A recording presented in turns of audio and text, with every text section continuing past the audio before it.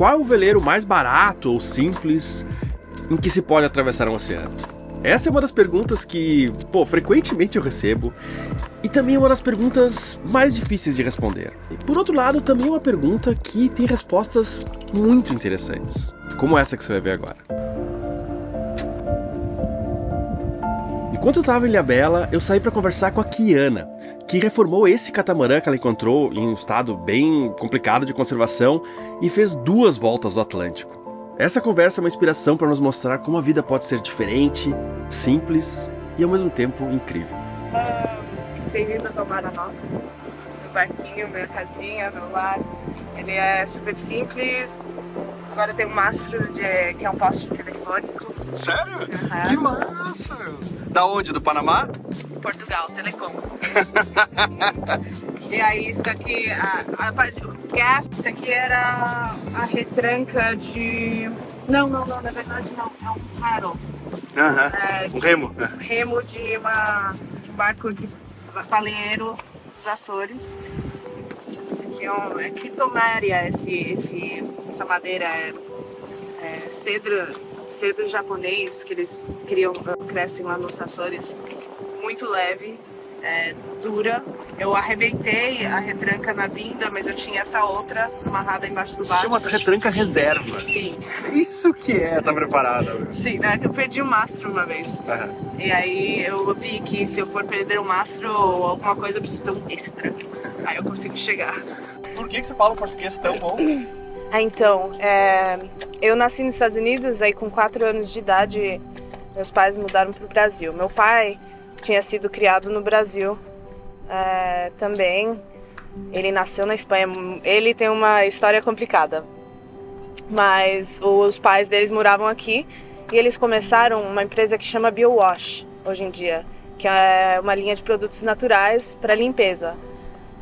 Antigamente chamava Cassiopeia e fazia um produto que chamava Auxi, meio industrial, só que totalmente biodegradável. Primeira empresa de produtos naturais, biodegradáveis, biodinâmicos no Brasil. Aí a gente morou no sítio, um sítio pequeno, tudo plantação de babosa, e nós de criança tinha que ir lá limpar a babosa, ajudar na linha para fazer o suquinho e tal. Às vezes, aí depois eu saí, quando meu pai conseguiu colocar o produto na Whole Foods, nos Estados Unidos. Fomos para os Estados Unidos em 2008, e aí a queda, financeira, então não deu certo, não rolou, foi uma coisa super rápida, de chegar lá, acabou, e ficamos presos lá, mas, na Geórgia, em cima da Flórida, que é um lugar, eles não sabiam que o Brasil existia, praticamente. E eu chocada, assim. O Brasil é na Flórida? O americano estuda muito a história americana, né? Não conhece o mundo. É bem bizarro isso. Óbvio que os Estados Unidos é gigante, a gente tá falando de... Mas o Brasil também é gigante. Não, claro, exato. Mas todo brasileiro sabe que existe a Europa, que existe os Estados Unidos, sabe? Então, você tem uma coisa que os navegadores, as grandes navegações tinham, que a gente não tem mais, quase ninguém tem, que é conseguir reparar com os recursos locais. Sim, exato. E por isso que eu não preciso, a questão do dinheiro não é muito grande, porque é uma árvore. Sim. Eu encontro alguém que tem árvore. Sempre tem um poste telefônico por perto, não vai ser tão caro. Até ganha um, talvez. E nada, aqui tem um motorzinho que não funciona quando precisa. É um 25 cavalos, mas antes eu tinha um 9.9 Yamaha que funciona, um 15 seria ideal para esse barco, 25 já é muito. Que média você faz, não com motor, mas atravessando o oceano, a média mais ou menos você conseguiu?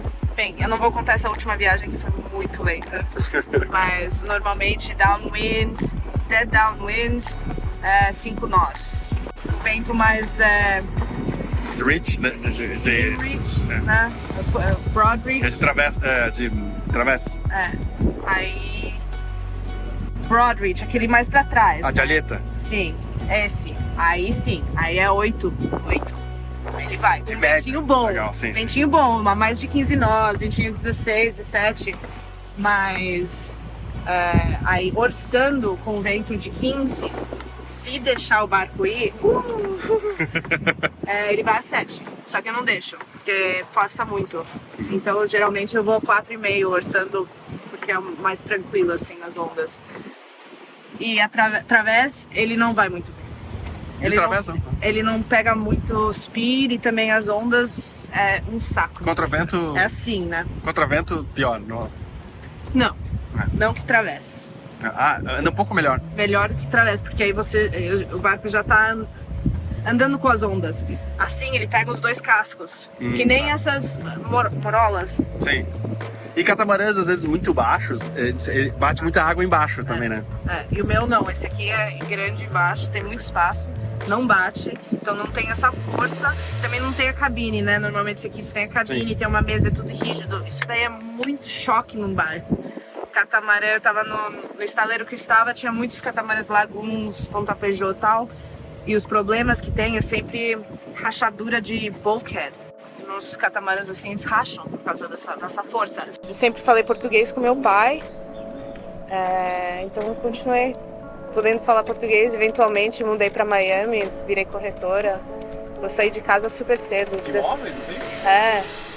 Eu saí de casa com 16 anos e fui para faculdade. E daí vi que faculdade não era para mim, era um pouco difícil com 16. Então eu virei corretora de imóveis, mudei para Miami. E aí lá eu tinha uma vida super diferente do que a minha vida. Sim, pra caramba, casa. E tem que ir pra ser corretora e querer ir subindo nos níveis. Meu carro tinha que ser melhor, minha casa tinha que ser melhor, minha aparência, minha roupa, tudo custa muita grana. E eu fiz isso quase 2 anos. Aí eu percebi que se eu ficasse nessa, ia ser muito difícil de sair, até chegar o momento de poder sair. Então eu resolvi sair por 1 ano, queria viajar a América do Sul, queria descer do México até a Argentina, e aí subir costa do Brasil, e depois voltar, trabalhar, virar rica, não sei. Porque meu sonho era me aposentar cedo. O que era? Acho que 27. Tô com 27 esse ano. Boa, bom de lembrar. E você quer ainda ser rico? Bem, queria ser rica pra me aposentar, pra não precisar fazer nada. Eu me aposentei faz 7 anos. eu tô no meu sonho de aposentadoria faz 7 anos, então eu acho que eu sou rica demais. Demais. Não, eu acho que as pessoas, elas... acho que muitos dos problemas que a gente tem hoje são aí também, porque assim, dinheiro é um recurso, é importante, o agro, muitas coisas. Mas não é um fim, ele é uma ferramenta para você fazer algo. Exatamente. E eu acho que tem gente que coloca como fim. Sim. E aí que vem a loucura, assim. Porque não existe um fim quando vem a dinheiro ou bens materiais, né, ou perseguindo a felicidade nesse ramo, não tem fim, só tem mais e mais e mais. E eu vi que o menos que eu tenho, eu me sinto mais rica, né? De chegar de viagem e tomar um banho de chuveiro, eu tomo 3 vezes ao ano normalmente. Sim. Então é um luxo. Ou entrar, pra tirar dinheiro da máquina naquela caixinha que tem ar-condicionado. Depois que eu fico meses e meses no calor do Caribe. Nossa, é um luxo. Ou tomar uma Coca-Cola gelada, andar de carro. E aí tudo vira mais luxuoso e mais, não sei. Porque eu acho que o conforto, ele, como todos os outros prazeres, ele acaba meio viciando, assim, sabe? Por exemplo, se você tem um remédio que você usa muito e chega uma hora que não faz mais efeito, se você usa uma droga muito, tem uma hora que já precisa mais, sabe? Assim? E eu acho que conforto também tem uma hora que tem tanto conforto que já não causa mais prazer, assim. Sim. E eu acho que o que você falou, a gente vivendo assim, a gente está numa condição que volta a curtir pequenos prazeres. Não, certeza. E aí a vida vira muito mais rica.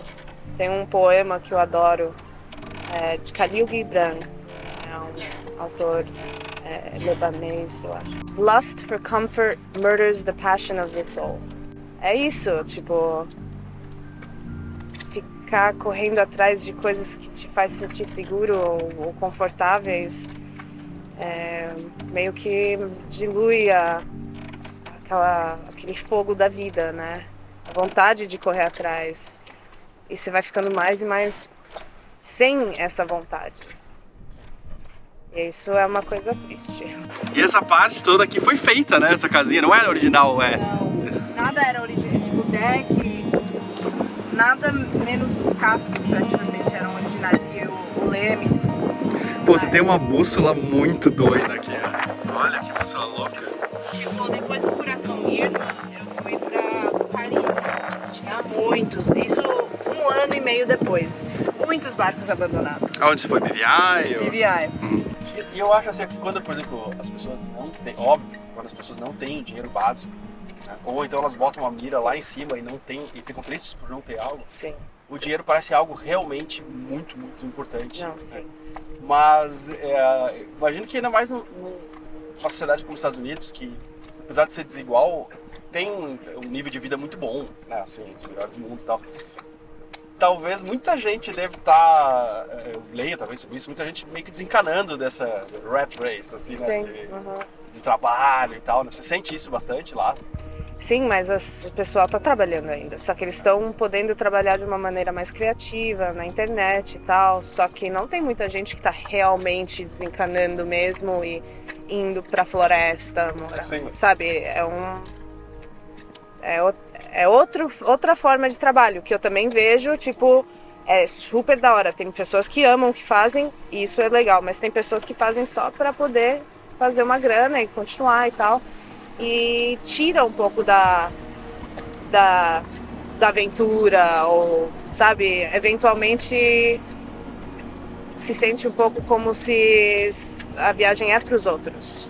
Mas eu acho que a gente que mora a bordo, ou que mora numa van, ou que, sei lá, ou na floresta, como você falou, a gente tá meio na vanguarda, assim. Sim. E não sei se é viável todo mundo viver assim também. Não é, claro que não. A gente, talvez, né, inspire outras pessoas, como tantas outras inspiraram a gente também, Sim. a mudar um pouquinho da vida delas. Ter autoconfiança, eu acho.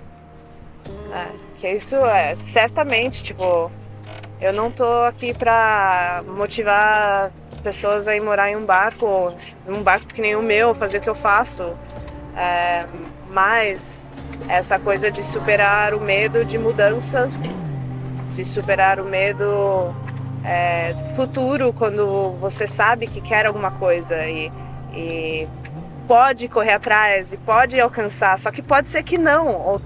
Claro. Essa autoconfiança abre muitas portas para a vida. Eu não sabia do mundo de vela, eu não sabia nada de barcos, eu não sabia que pessoas moravam em barcos, não sabia que as pessoas estavam cruzando o Atlântico em veleiros 7 anos atrás. Sim. Não sabia.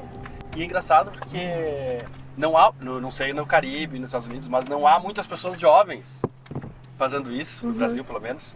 E eu, quando eu tinha, sei lá, 19 anos, 20 anos, eu ia amar fazer isso. Mas não, tipo, pegar um barco assim, né, no Caribe deve ter muita chance de pegar barco assim que você tem que se esforçar pra caramba, mas... No Caribe na parte central da América Central, sim. Tem muitos barcos, Panamá, Guatemala, Estados Unidos tem muito, Europa tem muito. Trinidad, Talvez, mas Caribe menos. Tem, sim. Mas menos. Mas sim, assim, barcos assim existem muitos. E esse fator do meu barco, que tipo, é um barco que ninguém ia, se tivesse visto do jeito que eu peguei ele, ninguém ia encanar de sair com ele, porque é muito trabalho e tá podre. E tira o valor, mas eu não sabia, eu era muito ingênua, não sabia que estava podre, eu não sabia de nada. Então eu dei outra vida pro barco. Eu já tô 5 anos navegando com o barco e o barco tá continuando. Ou ele estaria morto já. Então tem muito barco por aí que quer vida. Quarta-feira eu vou fazer um sorteio muito legal para os apoiadores do Hashtag Sal, que apoiam com pelo menos R$10. É um Day Charter com a Flip Boat Club.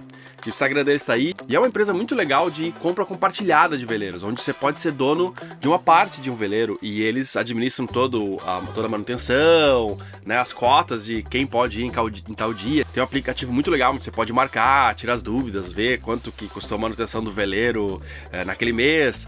E é uma maneira muito legal, se você nunca teve um veleiro, de começar devagar, né, de não ter um veleiro inteiro e ter assim essa expertise de mais gente que sabe cuidar de veleiro e também dividir os custos. E se você já veleja, tem esse conhecimento, mas pô, não consegue ir todo fim de semana, pode ser uma coisa bacana também, porque sai bem mais barato. Então, se você é apoiador, é só entrar no grupo do Telegram e a gente vai colocar lá nos próximos dias um Google Form, que você só coloca o nome do seu e-mail e já tá participando do sorteio. A gente faz dessa forma porque assim a gente sorteia entre as pessoas que realmente vão. Antes a gente sorteava com todo mundo e muita gente não podia ir e tal. Então, corre lá no Telegram e faz a sua inscrição no sorteio. Agora você falou num tom que quando eu li sobre você eu achei bem interessante, porque você trata no site lá, que tem aquela lista lá de vários episódios assim, Sim. você trata e mostra isso de forma muito íntima. Você mostra assim o que você sente naquele momento. Né? A gente você não mostra tanto o macro, eu tava aqui, fui pra lá, assim, de uma forma, mas você mostra o que você sentia em cada uma dessas fases e os teus medos e problemas, assim. E isso eu achei muito rico também. Obrigada. Então, o que é pra você viver, o que você sente assim, vivendo no barco é diferente. Especialmente sozinha, sabe? Eu não gosto que as pessoas me olhem, né? Eu não gosto, tipo, de aprender coisa nova na frente dos outros. É uma coisa que eu tô superando agora que eu tô ficando mais velha, mas quando eu era jovem, odiava. Então, pra estar sozinha, eu me sinto totalmente, absolutamente livre pra ser quem eu sou no momento. Então, minhas experiências são mais íntimas comigo mesmo. E, não sei, é uma coisa muito, muito rica pra mim. Tipo, é full, eu posso chorar quando eu quiser. Sim. Não é que eu... Não sei, é uma liberdade, assim, full. Então, ficar sozinho num barco, né, mesmo ancorado, mas se você sair pro mar é mais ainda. Né? Você olha assim, tipo, às vezes, pô, acho que não sei no raio, não sei quantos pontos não tem outro ser humano. Te faz olhar pra dentro de um jeito que é muito difícil na cidade. Sim. Eu acho que isso, tipo, é super interessante. Tipo, no meio do mar, você tá navegando, eu tô atenta a tudo. A tudo. A quilômetros de distância ao meu redor, ao céu por quilômetros, a mudança das nuvens, a mudança do sol, do vento, os barulhos, os ruídos do barco. Absolutamente tudo eu estou absorvendo, porque é necessário. Mas também é super espaçoso e eu não tenho outra influência humana.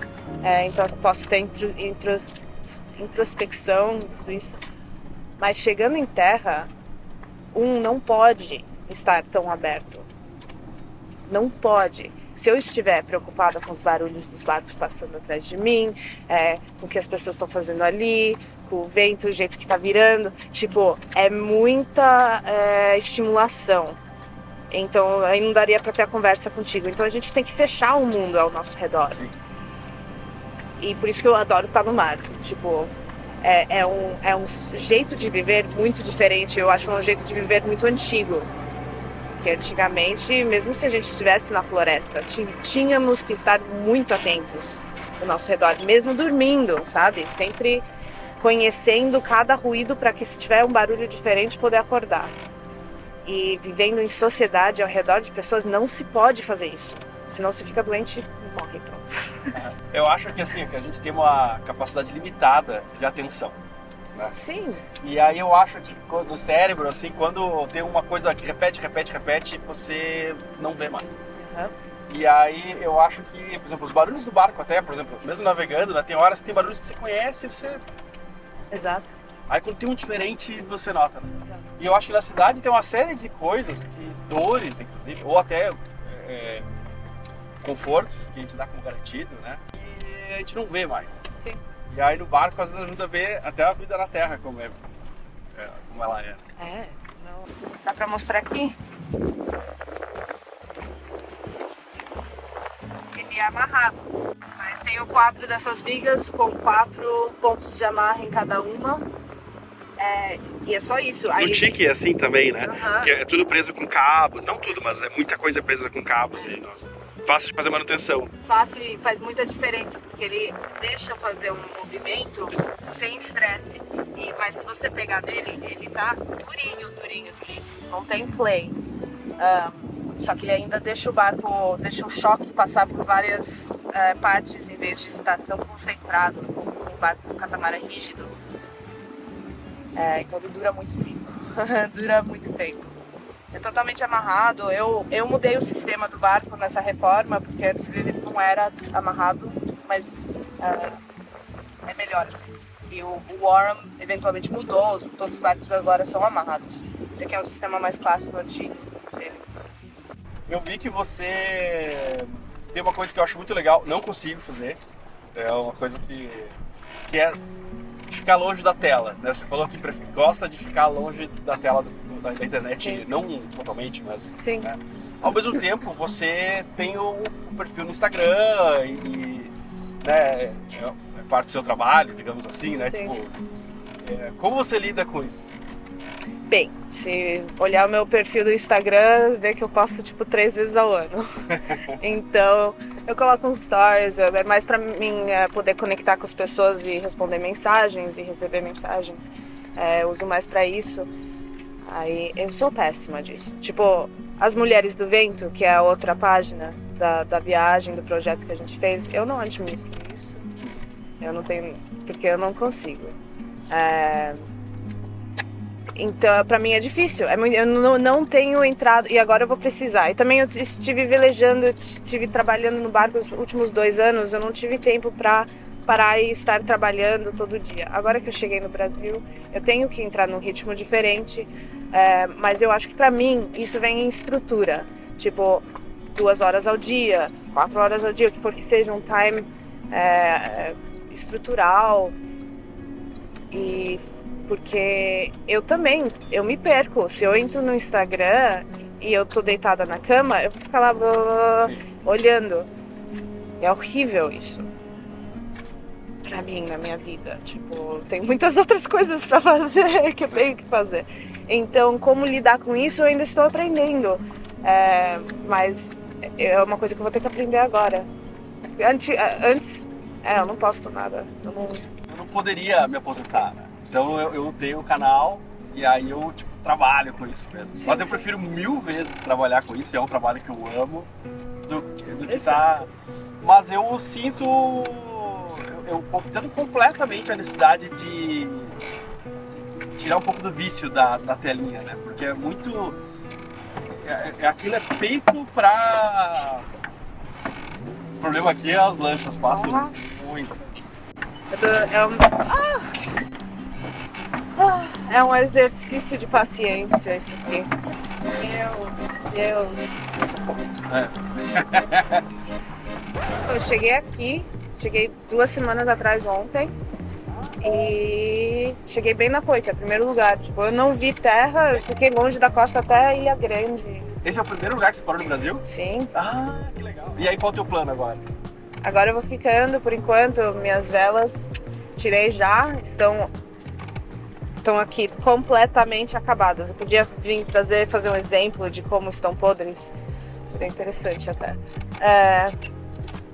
Então eu vou ficando, eu tenho residência brasileira, isso quer dizer que eu tenho que estar no país a cada 2 anos.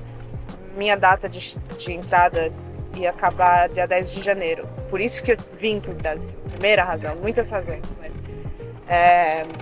cheguei bem a tempo, fiz minha entrada, tô aqui no Brasil, então eu posso ficar. Muitos estrangeiros que vêm pro Brasil não conseguem ficar muito tempo e é uma Sim. costa muito grande para percorrer 6 meses, se Sim. você quiser conhecer Sim. mesmo, né? E você vai ter a chance de conhecer mais tempo, né? Muita sorte, porque é isso, senão eu não iria estar aqui, porque é longe, muito longe, especialmente aqui. Fora dos ou trade winds. Exato. E também fica 6 meses. Era o meu plano. Meu plano está mudando esses dias. Mas era vir pra cá, começar a subir em maio assim que vai entrando nos ventinhos do sul, subir em maio, junho, ir pro Caribe, esconder em julho. Aí eu vou voltar para os Açores no verão do Atlântico do Hemisfério Norte em 2024.